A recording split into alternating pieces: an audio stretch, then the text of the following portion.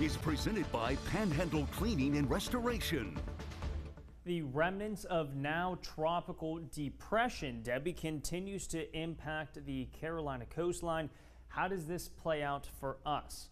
I'm glad you're tuning in for our Thursday evening. Let's talk weather. Whenever it comes into our neck of the woods, there is a thunderstorm that developed just west of Bell Valley along Noble County, west of I-77. Elsewhere, precip left unscathed, or at least rather dry.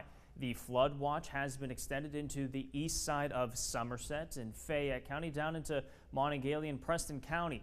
Sadly, the chances of precipitation continue to drop, at least whenever it comes into our neck of the woods. Let's walk through Predictor, doing things backwards yet again, but the updates not necessarily favorable for rain, at least within our neck of the woods. Some of the outer bands of the system starting to push through southern and central Pennsylvania early tomorrow morning. We're talking 5-6 o'clock. Moderate to heavy precip starting to approach I-79. Our region, eastern Ohio and the northern panhandle, latest guidance keeps the center of low pressure to our east. And the Appalachian Mountains also impact our region, at least on the east side. So that's not going to allow the moisture to make its way into our neck of the woods, stunting our chances for precipitation. An isolated shower or storm could still push into our neck of the woods, but I think we're pretty much left dry, or at least rain-free.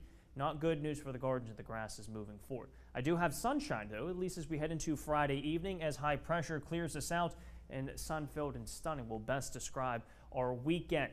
Models not favorable whenever it comes into good news for the gardens and the grasses. A general 100th of an inch upwards to a 10th.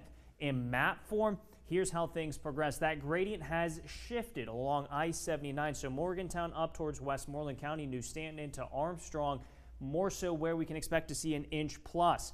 The Panhandle in far eastern Ohio, a 10th.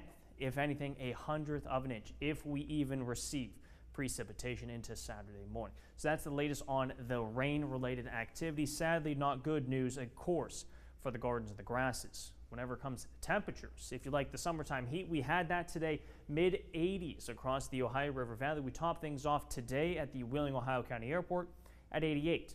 Wake up tomorrow morning, upper 60s, low 70s. Cloud coverage will be around, and the threat is there for a spotty shower or storm. High temperatures back in the mid-80s. It stays feeling muggy. If you're looking for muggy-free weather, I have that for you this upcoming weekend. Sun-filled and sunny will best describe our weather both Saturday and Sunday. Thanks to broad high pressure, we also have a downward trend in the dew point temperature through the weekend. That means it's going to feel less sticky as we head in through the weekend. That stays with us into early next week. Temperatures in the mid to low 80s.